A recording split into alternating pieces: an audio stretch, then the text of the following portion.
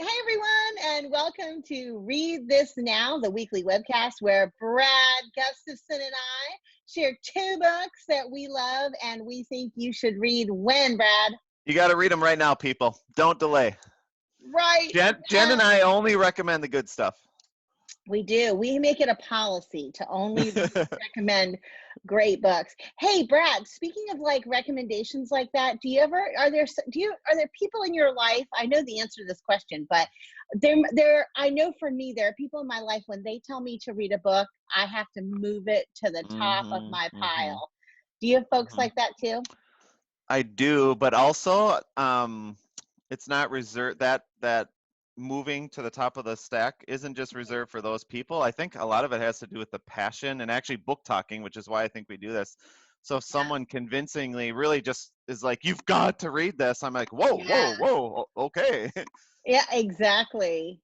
I know, I feel like that too, and I feel so lucky to I don't know, like, to just be connected to people who will share their passion with for Mm-hmm, books like mm-hmm, that so publicly, because it feels like, I don't know, I'm gonna get real sappy, but this, like, warm embrace of, right, of a community where mm-hmm, people mm-hmm, are not afraid to share, "Oh my gosh, I love to read, and here's a book that you have to read right now." mm-hmm.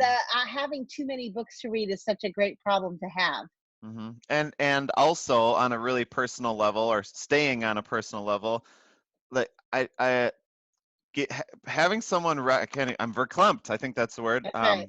But like having someone recommend a book from the heart for you in particular, and then Yeah. reading it and just having it resonate and speak there, that's a Mhm. gift. Like It that's a is. real gift, and I do consider myself blessed. I love lots of different books, but some of them are just even more impactful than others. So I don't take the fact that people recommend them lightly, and I just love reading, Jen. I know, me too. You know what? People can tell, I'm sure, from this show that we don't plan anything. Like, none of this Right, is scripted. Like, right. we're just chatting about whatever. So I have no idea if any of this leads up to your book talk or not. Yeah. But do you want to go first, or would you like? Sure. So this is a really interesting book because it's actually the opposite of everything we just talked about. It's been sitting. Um, I've moved a lot of my books to our cabin. We have a pretty cool bookshelf there. So there's some. This is a unbook talk, but there's some slim pickings at my house. But I Yeah. needed something to read, and I was excited to keep reading. So I saw it, and the reason and by the way, this gets better, so hang with me, people. But the reason why I had kind of put this book off is it looked like a heavier topic. Not that I avoid those, but I like to be in the mood for them. Um, and I just what I hadn't been, but I picked it up and I just dug in, and I'm like, oh my gosh, I can't. I'm so glad that I needed to read this one. So here's the book, and you can kind of see maybe what I thought by judging the cover. Right, it's Words on Fire by Jennifer Nielsen. So I had walked by this many times in my house, and here's one thing. And full disclosure, I'm halfway done. And I actually like book talking when I'm halfway done. I usually am all the way done, but I feel like I don't have to worry about giving it away. I feel like this is like the raw stuff that I'm working, like Yeah. reading through in the night. One of many things I like about this, Jen, is I believe the target age is probably like third grade to 12th grade or something. So it goes down. I'm an elementary principal, so that's kind of my jam. But I do like reading about something really important that's well written. It's a great Mhm. story. It's based on the events around the late 1800s, where Russia had taken over Lithuania, and they were trying to oust and eradicate the very culture, like banning speaking in Lithuanian, banning books, just things like that. Because like, what Yeah. better way to eliminate a culture than just getting rid of the literacy in the language? So that's what this book is about. But it's a book that I really do think a third grader could read and handle and get the importance. So I'm not trying to come across as super shallow or that I can't handle the real facts, but for me, I'm learning, I'm loving the story. Sure. I'm getting, I think, some key messages that the author intended, but yet it's been just perfect. So for all of those reasons and more, I would say read this one now, and after you read it, determine what kiddos or students in your lives might really benefit and actually be able to handle a heavy, important topic and connect to cultural things that are even happening now, but with the assurance that Sure. it is accessible. So, Well, now, when you first held it up, I thought the title was Worlds on Fire, but it's oh, words. Is that right? yeah, it's Words on Fire. And there's another book that Jennifer wrote. This actually, every once in a while, publishers will give me like some, you probably get this too, preview copies, or I don't even, Sure. ARCs, I think is the Yeah. technical term. And this was one of those. And somewhere in here, bummer, there's a tank book. This is going to be my worst explanation ever. Oh, duh, it's right on the back cover. You would have guessed anyways had I not ruined the game. Can you Oh, see that yeah. one? Yes. So Resistance. Yeah. that one I heard lots about. I haven't read it yet, but when I saw that Jennifer wrote that one too, I made the connection because that one actually spoke to me, and I was planning on reading it. The other cool thing, this is moderately related, and it fits the theme of literacy. I do like when I get books like this. Mm, I usually try to wait, and I would love your ethical perspective of this. I will add them to our school's birthday books where kids can mhm. actually read them and keep them and fall in love with them, but I wait for that date to pass. Is that like the right Yeah. thing to probably do just to make sure they stay, Yeah, I mean, this is Jennifer LaGarde opinion. The law says we can't sell those. So not Yep. that you would ever do that. So, but lawfully, we're not allowed to do that. We're not allowed to sell ARCs. But I feel like, sometimes I will share a book that's coming out with kiddos to get them excited about it. But Mhm, I try, like you, not to make it available until it's actually available, because you mhm, don't want to in any way keep the creators of those books from earning a living from their mhm, mhm, resources. So I try to the spirit of an arc, in my opinion, is that it's created to try to give people the opportunity to preview a work and share it to generate some excitement around reading and the mhm, work mhm, itself. And so if my practice is doing that, I feel okay about it. mhm. And then I just try to always calibrate it back to that, to what the purpose is. That makes sense. So this one is out now. I obviously Yes. sat on it for a while. It was out in October. But the reason that I wait is I worry, like, if I give up control of it to a student early, I feel like I'm kind of responsible for making sure that we do it right. So if I don't Right. have it and it's before the date, well, they might. I'm not saying they would sell it, but you just never know. Yeah. So that's Yeah. kind of why I wait. But I love that. I like that we're talking about arcs too, because I like you, I get some of them, and I typically don't share them here until, like on this show, until after they've been published. Because while I do like to generate excitement about a book, I also don't want a teacher or a librarian to get real excited and then be like, oh, I can't get this book. I've made a few exceptions, but mostly that's what I do.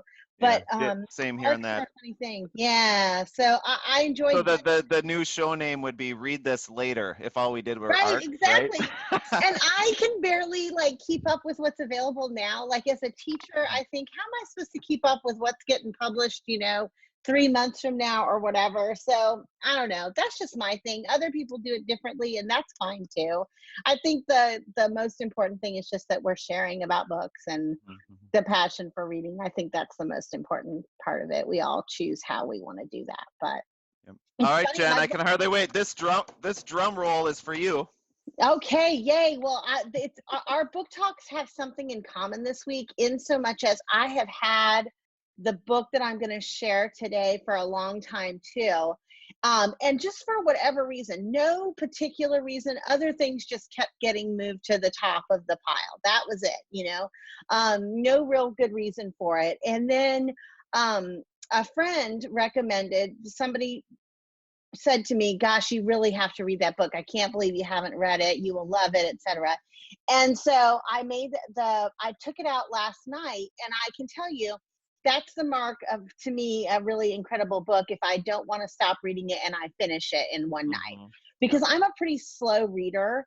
I've like written about this before. I don't was never diagnosed with like dyslexia or anything, because I moved around a lot as a kid, and also I'm just of an age where kids really weren't tested for those kinds of things, in those days.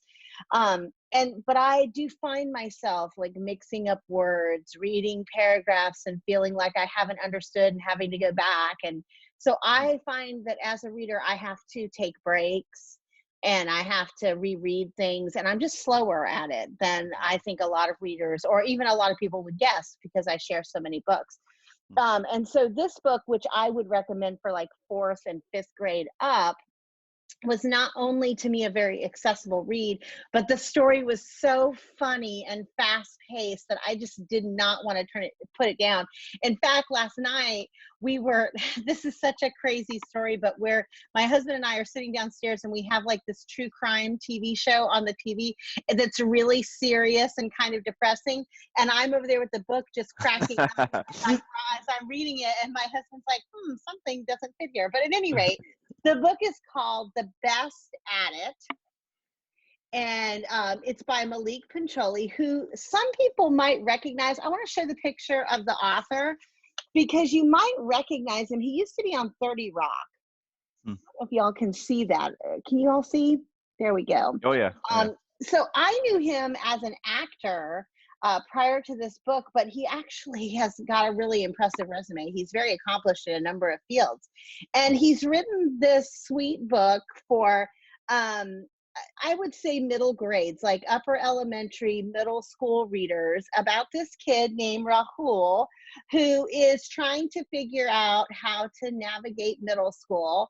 But not only is he navigating middle school, but he has to do it as a gay Indian mathlete with social anxiety. So he's got a lot of issues he's dealing with, right? And it's really the story of how Rahul is, let me figure out how to start this. Rahul hasn't decided, let me go back here. I'm giving the worst book talk ever. Let's start this again, okay? No, I hold that title firmly, Jen. No. It's such a sweet story about this kid who's really just trying to figure out who he is. And more than anything else, he wishes he was someone else. And that to me is like the sweetest, saddest, most universal part of the book. He looks at other people and wishes he was like them, whether that's like he wants to be athletic, or he wishes he was white, or he wishes he had a talent. He looks at the world and sees other people and only sees his deficiencies as a result of that, rather than seeing what he contributes to it. His grandfather lives with his family, and his grandfather goes by the name Bahai. And his grandfather just gives him this sort of offhanded advice. He says, Rahul, you should find something that you love and try to be the best at it. Figure out what you love and try to be the best at it. And that advice, even though it's well-meaning, because Rahul has some anxiety, he really takes that to an extreme of trying to figure out what he loves and being the best at it. And it results in this sort of comedy of errors where he tries on all these different hats and none of it ends well. Whether that's like he decides he's going to try out for the football team, big mistake, or he decides he's going to audition for a commercial, big mistake, or any of these other things. It results in these little comedic vignettes where Rahul tries to be anything but himself. That sounds cool. Yeah, and in doing that, he just figures he fails over and over and over again in these sad but also really comedic ways. And in the end, I think even though Rahul's story is unique, the thing about it that I think all kids can relate to is that figuring out that it's okay to be exactly who you are, and what can you do to be the best version of you. Because no one else can be you. You're the only person who can be you. So it is called The Best at It, and it's by Maulik Pancholy, and I loved it so much, and I think you should read it right now, despite my book talk. I think you might be a big part of the reason, Jen, why my must-read stack is always growing and it doesn't ever seem to be shrinking. Because it occurs to me probably a third of the books I've book talked on the show are probably ones you book talked to me. I wouldn't be surprised. And then mine again was Words on Fire, not Worlds, but Words on Fire by Jennifer A. Nielsen. That's all we got, right? That's it, except that if people want to go back and see the list of other books we've recommended, we Because would who point. wouldn't? Yep. I know, exactly. Or watch these videos over and over again. I can't imagine who wouldn't want to do that. We will send you to bit.ly/read_this_now. And I'll see you next week, my friend. Good stuff. Thanks, Jen. Take care. Thanks.